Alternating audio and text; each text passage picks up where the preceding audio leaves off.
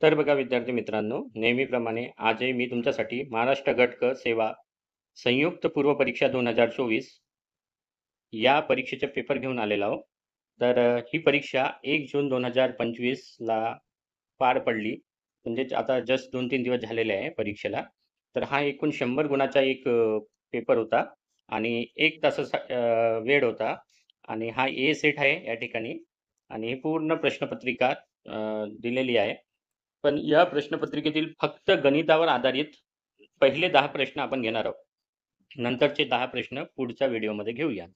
तर बघा, प्रश्नपत्रिकेमध्ये प्रश्न कसे येतात आणि त्यांचे उत्तर कसे काढायचे आणि तुम्ही कसे काय त्याच्यामध्ये वेळ वाचवू शकता, हे सगळं मी तुम्हाला सांगणार आहे. त्याच्यामुळे व्हिडिओ शेवटपर्यंत बघा. चल चला तर जास्त न बोलता आपण आपल्या व्हिडिओला सुरुवात करूया. तर या ठिकाणी पहिला प्रश्न दिलेला आहे. पहिला प्रश्न आपल्याला दिलेला आहे.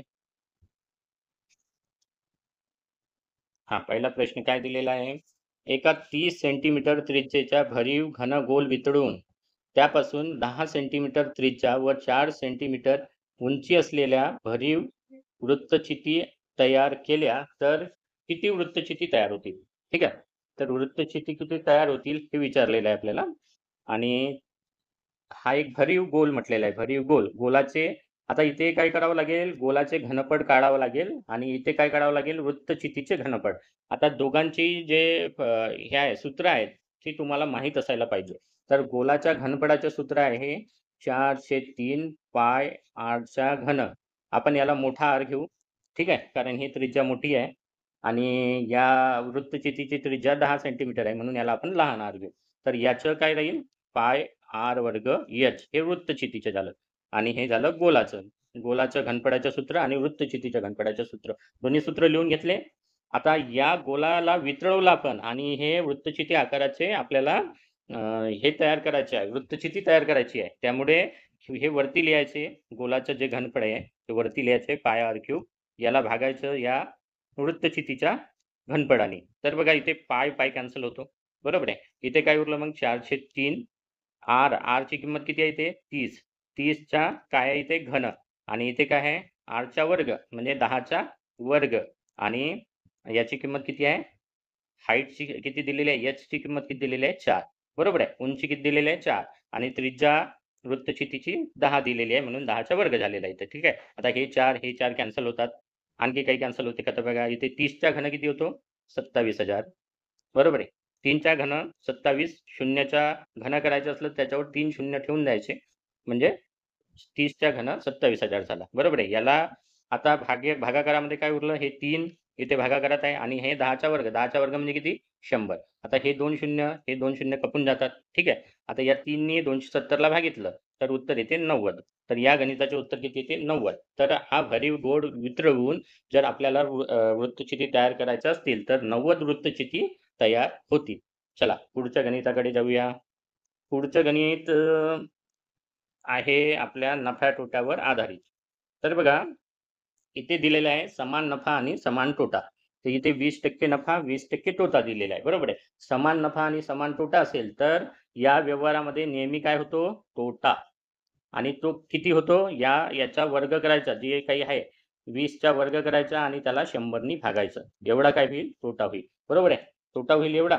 तर 20चा वर्ग किती येतो? 400. 400 भागीला 100 म्हणजे 4% काय होईल? या व्यवहारात 4% तोटा होईल. म्हणजे आता ज्यांनी विक्री किंमत किती दिलेली आहे? 3,600. 2 मोबाईल म्हटलेला आहे. तर म्हणजे पूर्ण विक्री किंमत किती झाली? आता 2 मोबाईल प्रत्येकी 3,600 म्हटलेलं आहे. म्हणजे एका मोबाईलची किंमत 3,600, 2 मोबाईलची 7,200. डबल होईल ना? आलं का लक्षात? बरोबर आहे. आता हे Xच्या किती? हे 4% तोटा काढून टाकला म्हणजे 96%. Xच्या 96% म्हणजे 7,200 होईल. बरोबर आहे. आलं का लक्षात? 7,200 कुठून आले? का एका मोबाईलची विक्री किंमत 3,600, 2 मोबाईलची 7,200 आणि याच्यावर आपल्याला टोटल दोन्ही मोबाईलचा याच्यावर किती टक्के तोटा होतो? 4%. म्हणून आपण इथे 96% घेतलं. बरोबर आहे. 96% घेतलं म्हणजे हा 4% तोटा आपण काढून टाकला. तर Xची किंमत किती निघेल बघा. हे 24 आणि इथे 25 येईल. बरोबर आहे. इथे 4चा भाग दिला तर 24 चौ 96 आणि 25 चौ 100. आता 24 नी याला भाग जातो 3चा म्हणजे इथे किती आले? 300 आणि इथे भागाकारात किती आहे? 25. तर हे 25 इकडे जर नेले आपण ना 25ला इकडं नेलं तर इकडे 300 गुणिला 25 होईल. 25 गुणिला 300 म्हणजे किती? 7,500. आता मला सांगा, त्या दोन्ही मोबाईलची विक्री किंमत 7,200 होती आणि त्याची खरेदी किंमत किती झाली? 7,500. आता 7,500 खरेदी आहे आणि 7,200 काय आहे? विक्री आहे. तर काय झाला मग? तोटा झाला. किती? 4%. 4% म्हणजे किती? ₹300. कारण 7,500 मधून 7,200 वजा केले तर ₹300 येतात. अशा प्रकारे हे गणित आपल्याला सोडवता येते. चला पुढच्या उदाहरणाकडे जाऊया. या ठिकाणी बघा हे उदाहरण खूपच लेंदी आहे. परंतु तुम्हाला मी एक ट्रिक सांगणार आहे. त्या ट्रिकनी तुम्हाला हे सहज सोडवता येईल. तर बघा इथे 480 किलोमीटर अंतर एकसमान वेगाने धावते. जर रेल्वे गाडीचा वेग 8 किलोमीटर प्रति तास कमी केल्यास त्याच्यामधील अंतर पूर्ण केल्यास तिला 3 तास जास्त वेळ लागतो. तर बघा हे 480 हे अंतर आहे. बरोबर आहे. आता रेल्वे गाडी जर 8 तास कमी वेगाने धावत असेल, 8 तास कमी म्हणजे हे जर हा वेग पकडू आपण x, त्याच्यामधून जर 8 किलोमीटर प्रति तास हा कमी केला आपण वेग, तर काय होते म्हणते? हा या 480 मधून जे ओरिजिनल वेग आहे त्याचा तर त्याच्यामधून 3 तास जास्त वेळ लागतो म्हणतात आहे तो. बरोबर आहे. असं या गणिताचं अर्थ आहे. बघा 480 किलोमीटर एक समान वेगाने धावते. रेल्वे गाडीचा वेग 8 किलोमीटर प्रति तास कमी असल्यास 8 किलोमीटर प्रति तास कमी घेतला आपण. बरोबर आहे. रेल्वे गाडीचा वेग तेच अंतर करण्यास 3 तास जास्त वेळ लागतो म्हणते. 3 तास हा वेळ जास्त लागतो. 8 किलोमीटर प्रति तास त्याचा वेग जर आपण कमी केला तर 3 तास जास्त लागतात. बरोबर आहे. हे मांडणी अशा प्रकारे करून घ्यायची. आता बघा हे सोडवायला गेलं तर याच्यामध्ये एक्सचा वर्ग येईल, हे येईल, ते येईल. ते करण्यापेक्षा आता इथे संख्यावरून घ्यायचं, ऑप्शनवरून घ्यायचं डायरेक्ट. इथे 40 आहे. 40 ठेवायची इथे. 40 वजा 8 म्हणजे 32. 480 भागीला 32 म्हणजे किती होतात? हे काढायचं. आणि दोन्ही बाजू टॅली करायचा. ही डावी बाजू आहे, ही उजवी बाजू आहे. जर दोन्ही बाजू सारख्या आल्या आणि इथे 480 भागीला 40. बरोबर आहे. तर बघा या ठिकाणी 480 भागीला 4 म्हणजे इथे कितीचा 12चा भाग जातो. बरोबर आहे. 40नी जर 480ला भागितलं आणि इथे 32नी जर याला भागितलं तर 16 दुनी 32 आणि 16 तिडी 4.5 म्हणजे 30 भागीला 2 म्हणजे इथं आले 15 आणि इथे 4 आणि 12चा भाग गेला म्हणजे इथे आले 12. तर 15 मधून 12 गेले 3 आले म्हणजे डावी बाजू उजवी बाजू सारखी आली. अशा प्रकारे हे गणित आपल्याला सोडवता येतात. म्हणजे तुम्ही बघा ट्रिक यूज करत जा. इथे खूप लेंदी एक्स स्क्वेअर वगैरे वगैरे असं म्हणजे इक्वेशन बनवून खूप मोठं करायचं त्याच्यापेक्षा या ऑप्शनवरून पटकन होऊन जाते. चला पुढच्या गणिताकडे जाऊया. तर बघा एका शिक्षकाचे उत्पन्न आणि खर्च यांचे गुणोत्तर 11:9 आहे. त्यापैकी त्याने वार्षिक 36,000 रुपयाची बचत केली. आता बघा हे आहे त्याचे उत्पन्न. उत्पन्न किती आहे? 11 आणि खर्च किती आहे? 9. म्हणजे बचत किती झाली? जर याला आपण 11x घेतलं आणि याला 9x घेतलं तर बचत झाली 2x. तर 2x ही काय झाली? वार्षिक बचत झाली. वार्षिक बचत झाली हे 2x. तर आता 2x बरोबर इथे बचत किती दिलेली आहे? 36,000. 36,000 म्हणजे एक्स बरोबर किती आले? 18,000. एक्सची किंमत किती आली? 18,000. आता त्याचं उत्पन्न विचारलंय, त्याचं मासिक उत्पन्न विचारलंय. आता हे उत्पन्न हे कोणतं निघेल? आता इथे जर बचत जर वार्षिकमध्ये दिलेली असेल, तर उत्पन्न पण कसं निघेल? हे 11 टाइम्स आहे उत्पन्न या एक्सच्या. एक्सच्या 11 टाइम्स उत्पन्न आहे. म्हणजे 18,000 गुणिला 11 हे झालं आपलं उत्पन्न. बरोबर आहे? हे आपलं उत्पन्न झालं. परंतु हे कसं आहे? वार्षिक आहे. इथे वार्षिक शब्द यूज केला म्हणून हे वार्षिक आहे. आपल्याला काय काढायचं आहे? मासिक. मासिक काढायचं त्याला 12 भागायचं. आलं लक्षात? 12 भागायचं तर या sin 2 12 sin 3 18. आता इथे किती आले? किती आले? सांगा? 3,000 भागीला 2 म्हणजे आता 3,000 ला या 2 भागितलं तर इथे येईल 1,500. 1,500 गुणिला 11. 1,500 गुणिला 11 केलं तर बघा 2 शून्य आणि 11 पाची 55 5 हातचे आले 5. 11 1 11 5 16 म्हणजे 16,500 रुपये हे मासिक उत्पन्न निघेल त्याचं. तर बघा असं ट्रिकी वापरलं जाते. इथे वार्षिक शब्द टाकला आणि इकडे मासिक विचारलं म्हणजे तिथे विद्यार्थी गोंधळतात आणि चुकतात. 100% चुकण्याची गॅरंटी आहे याच्यात. चला. चला पुढचं उदाहरण बघूया. एका वर्गात 40% मुलांनी शिष्यवृत्ती मिळवली. आता 50% विद्यार्थ्यांना शिष्यवृत्ती मिळत असेल आणि वर्गात मुलींची संख्या 60 किती आहे? 60% असेल. आता मुलींची संख्या 60% म्हणजे 100 घेऊ आपण पूर्ण विद्यार्थी. त्याच्यातली मुलींची संख्या जर 60% असेल म्हणजे 60 मुली झाल्या, 40 मुलं झाले. आता या 40 मधल्या 40% मुलांनी 40 मधल्या 40% मुलांनी काय मिळवली? शिष्यवृत्ती मिळवली. 40 मधल्या 40% मुलांनी, म्हणजे 40च्या 40% म्हणजे किती होईल? किती होईल सांगा आता? हे 2 शून्य, हे 2 शून्य कपून जाईल, 4 चोक 16 येईल. म्हणजे 16 विद्यार्थ्यांनी काय मिळवली? 16 मुलांनी शिष्यवृत्ती मिळवली. आता 50% विद्यार्थ्यांना शिष्यवृत्ती मिळत आहे, म्हणजे 100 पैकी 50% म्हणजे 50 लोकांना शिष्यवृत्ती मिळत आहे. त्याच्यापैकी 16 मुलांनी मिळवली, म्हणजे मुलींनी किती मिळवली आहे? मुली किती आहे शिष्यवृत्ती मिळवणाऱ्या? 34. आता पूर्ण मुली किती आहेत? 60. 60 मधून 34 मुलींनी शिष्यवृत्ती मिळवली. तर किती टक्के शिष्यवृत्ती झाली ते काढायचं आपल्याला. इथे येईल 17 आणि इथे येईल 30. या 30नी या 17ला भागायचं, गुणीला 100 करायचं, म्हणजे हे टक्केवारी निघून जाईल. म्हणजे किती झाले? 1700 भागीला 30, म्हणजेच हे 3 शून्य म्हणजे 170 भागीला 3. तर आता किती? 3 5 15, नंतर 2 शून्य 6 येईल, पुन्हा 6 येईल, पुन्हा 6 येईल, म्हणजे 56.67 हे उत्तर येऊन जाईल ते. आलं लक्षात? हे गोंधळ करायसाठी असं वेगवेगळं दिलेलं होतं त्यांनी. सगळं गोंधळ म्हणजे विद्यार्थी इथे गडफटले पाहिजे, कुठेतरी हे झाले पाहिजे, त्याच्यासाठी असं उदाहरण त्यांनी बनवलेलं होतं. आणि लेंदी उदाहरण आहे, समजायला थोडंसं जड आहे. चला पुढच्या उदाहरणाकडे जाऊया आपण. एका वर्गामध्ये विद्यार्थ्यांनी मिळवलेल्या मार्कांची सरासरी 13 आहे. जर विद्यार्थी आपण x घेतले तर 13x हे त्यांचे सगळ्यांचे मिळून गुण होतील, बरोबर आहे. मार्कांची सरासरी गुणीला विद्यार्थ्यांची संख्या केलं तर पूर्ण विद्यार्थ्यांचे मार्क निघतील, बरोबर आहे. 25 विद्यार्थ्यांनी मिळवलेल्या मार्कांची सरासरी 10 आहे, म्हणजे 25 गुणीला 10 हे या 25 विद्यार्थ्यांचे मार्क झाले. आता त्यांनी काय म्हटलेलं आहे? मुलींनी मिळवलेल्या मार्कांची सरासरी, आता मुलं किती आहे? 25 आहे, आणि पूर्ण विद्यार्थी किती आहे? x आहे. ते x मधून जर 25 वजा केले तर ही झाली मुलींची संख्या. तर मुलींच्या मार्कांची सरासरी 18 आहे. तर त्या वर्गातील मुलींची संख्या काढायची आहे आपल्याला. बघा आता इथे काय होईल? हे सगळ्या विद्यार्थ्यांच्या मार्क, त्याच्यापैकी हे मुलांचे मार्क आणि हे मुलींचे मार्क, बरोबर आहे. असं इक्वेशन तयार होईल, बरोबर आहे. बरोबर आहे की नाही? आता इथे काय होईल? 250, 25 गुणीला 10, इथे 18 गुणीला x म्हणजे 18x, आणि हे 18 गुणीला 25, 18 पंचे 90चे शून्य, हातचाली 9, 18 दुनी 36 आणि 9 45 म्हणजे 450, आणि इकडे राहील 13x. तर हे 13x इकडे घेऊन यायचे, इकडे मायनस होईल, आणि हे 250 आणि 450 हे दोघांचे चिन्ह वेगवेगळे आहे. तर मोठ्या संख्येतून लहान संख्या वजा केली तर येतात 200. मोठ्या संख्येत चिन्ह म्हणजे मायनस दिलं. आता हे 200ला इकडे 18x आलं आणि इकडे 13x आलं. तर या 13xला इकडे न्यायचं, मायनस होईल. या 200ला इकडे आणायचं, प्लस होईल. म्हणजे 200 इकडे आले आणि हे 13x तिकडे गेले. 18x मधून 13x गेले म्हणजे 5x राहिले. म्हणजे x ची किंमत किती आली? 200 भागीला 5. 200 भागीला 5 म्हणजे किती रे? 40. x ची किंमत आली 40. आता त्यांनी काय म्हटलेलं आहे आपल्याला? मुलींची संख्या. आता मुलींची संख्या म्हणजे काय घेतलं होतं आपण? x वजा 25. x वजा 25 म्हणजे 40 मधून 25 वजा करायचे, म्हणजे 15 ही मुलींची संख्या येईल. आलं लक्षात? अशा प्रकारे हे उदाहरण आपल्याला सोडवता येतं. चला पुढच्या गणिताकडे जाऊया.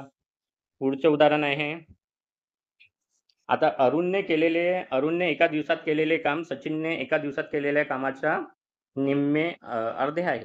अरुणने जर समजा आपण x काम केलं, तर सचिनने जे काम केले त्याच्या निम्मे आहे, म्हणजे सचिनचं काम काय होईल? 2x होईल, बरोबर आहे. आलं लक्षात?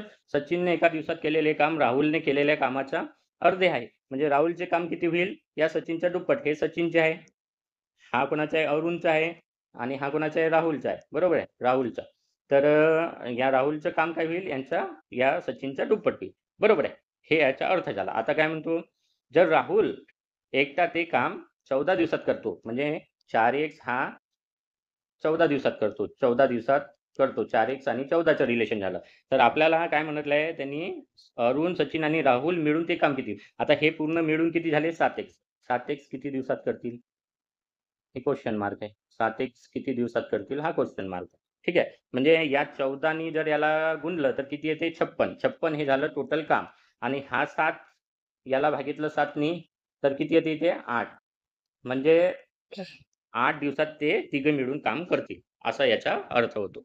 म्हणजे हा 14 आणि या 4चं जे रिलेशन आहे तेच ह्या 7चं आणि 8चं राहील. 14 चोक 56, 7 8 56. अशा प्रकारे हे गणित आपल्याला सोडवता येतं. एकदम सिंपल सोपं उदाहरण आहे. काही डोकं लावायची गरज नव्हती. इकडे 4x म्हणजे 14 4x ला इकडे 14 लिहायचे होते. इकडे 7x ला किती येईल ते लिहायचं होतं. 4 आणि 14चा गुणाकार 56 होतो, म्हणून 7 आणि 8चा गुणाकार 56 होतो, म्हणून इथे उत्तर 8 मारायचं होतं. चला. चला. तर बघा पुढचं उदाहरण दिलेलं आहे. इथे सर्वात छोटा सर्कल बघूया. इथे 70 आहे. त्याच्यानंतरचा जो सर्कल आहे त्यांची बेरीज करूया. 17 आणि 18 35 आणि 20 आणि 15 35. 35 किती झाले? 70. म्हणजे त्याची पण बेरीज, दुसऱ्या सर्कलची पण बेरीज किती आली? 70. म्हणजे तिसऱ्या सर्कलची बेरीज किती यायला पाहिजे? 70. आता बघा 16 आणि 13 किती झाले? 29. 29 आणि 19 किंवा हे 16 आणि 19 म्हणजे 35. 35 आणि 13 म्हणजे 48. इथे 48 झाले. याच्यामध्ये x मिळवायचा. बरोबर किती येईल? 70. म्हणजे x ची किंमत किती येईल? 70 वजा 48 म्हणजेच 22. अशा प्रकारे हे गणित आपल्याला सोडवते. सोपं होतं. चला पुढच्या उदाहरणाकडे जाऊया. रिंकूच्या घड्याळात सकाळचे 9 वाजलेले आहे. जर तास काटा पश्चिमेकडे असेल तर मिनिट काटा कोणत्या दिशेला असेल? तर बघा 9 वाजता घडी कशी असते? इथे 12 असतात, इथे 10, इथे 11, इथे 9, बरोबर आहे. तर अशा प्रकारे हा घडीचा काटा असतो. हा मोठा काटा आणि हा लहान काटा. तर हा तास काटा आणि हा मिनिट काटा अशा प्रकारे असतो 9 वाजता, बरोबर आहे. तर ही कोणती दिशा आहे? ही पश्चिम असते, ही पूर्व आणि ही उत्तर आणि ही दक्षिण, बरोबर आहे. त्यांनी काय म्हटलेलं आहे की जर तास काटा पश्चिमेकडे आहे, तास काटा पश्चिमेकडेच आहे, इथे 9 वर आहे म्हणजे पश्चिमेकडे आहे, आणि मिनिट काटा हा कोणत्या दिशेला असेल तर मिनिट काटा हा उत्तरेकडे आहे. म्हणजे थोडासा नकाशा आणि थोडंसं भूगोल आणि थोडंसं गणित अशा प्रकारे हे उदाहरण विचारलेलं होतं. उत्तर आलेलं आहे इथे उत्तर. ठीक आहे. चला पुढच्या उदाहरणाकडे जाऊया आपण. सर्वात शेवटचे उदाहरण आहे. तर बघा 14 ऑगस्ट 1947 ला आठवड्यातील कोणता वार होता? तर बघा आज आहे 1 जून 2025. 2025 ला कोणता दिवस आहे? रविवार. आज आपली परीक्षा आहे. आज रविवारचा दिवस आहे, बरोबर आहे. 1 जून 2025. आता याच्यावरून 14 ऑगस्ट 2025 ला कोणता दिवस येईल ते काढता येईल आपल्याला? काढता येईल. कारण हे 1 जून म्हणजे ह्या 30 दिवसाच्या म्हणजे 29 दिवस राहिले याच्यातले. आता 29 दिवस राहिले म्हणजे 728 म्हणजे एक दिवस इथे जास्त पडतो, बरोबर आहे. एक दिवस इथे जास्त पडला. आता त्याच्यानंतर पुढल्या महिन्यात येतात 31 दिवस, इथे 3 दिवस जास्त पडले. नंतर ऑगस्ट महिन्याचे आपल्याला फक्त 14 दिवस घ्यायचे. तर 14ला 7 दुणे 14 म्हणजे इथे एकही दिवस म्हणजे 4 दिवस आपल्याला पुढे जावं लागेल. रविवारचा 4 दिवस पुढे गेलं तर इथे काय येईल? गुरुवार येईल, बरोबर आहे. इथे गुरुवार येईल. आता हे झालं महिन्यांच्या बाबतीत. आता 14 ऑगस्ट 2025 ला काय राहील? गुरुवार. तर आपल्याला इथून आता हे 25 वर्ष 25 वर्ष म्हणजे 2000 पासून 2025 पर्यंत 25 वर्ष झाले. हे 25 वर्ष झाले. त्याच्यानंतर आपल्याला 1947 पासून 2000 पर्यंत किती वर्ष झाले ते काढावे लागेल. तर इथे किती? 53 वर्ष झाले. 53 आणि हे 25 म्हणजे किती वर्ष झाले? 78. 78 वर्षामध्ये जर याला 4 ने भागितलं तर 1976 म्हणजे 19 लीप इयर आहे आणि 59 हे हे काय आहे? 19 लीप इयर. लीप इयरमध्ये आपण 3 दिवस पुढे जातो आणि नॉर्मल इयरमध्ये 2 दिवस पुढे जातो. म्हणजे 59 गुणिले 2 करावं लागेल म्हणजे 118 दिवस झाले हे. हे 118 दिवस आणि 19 3 57 हे 57 दिवस पुढे जावं लागेल. म्हणजे हे किती झाले? 175. आता 175 दिवस पुढे गेलो आपण तर बघा 17 दुणे 7 दुणे 14 आणि 7 5 35 म्हणजे एकही दिवस पुढे नाही गेलो. म्हणजे जर 14 ऑगस्ट 2025 ला गुरुवार असेल तर 14 ऑगस्ट 1947 ला पण गुरुवारच राहील. अशा प्रकारे सगळे 10 प्रश्न मी तुम्हाला सोडवून सांगितलेले आहे. चांगल्या पद्धतीने सांगितलेले आहे. तुम्हाला हा व्हिडिओ नक्कीच आवडेल अशी आशा करतो आणि इथेच संपवतो. या व्हिडिओचा पुढला भाग लवकरच येणार आहे. पुढले 10 प्रश्न घेऊन मी येणार आहे. तर हा व्हिडिओ तुम्ही चांगला प्रतिसाद द्या. तर मी नेक्स्ट व्हिडिओ काढून तुम्हाला जे पेपरमध्ये जे प्रश्न विचारलेले होते ते पण सोडून दाखवणार आहे बाकीचे. चला ठीक आहे. धन्यवाद.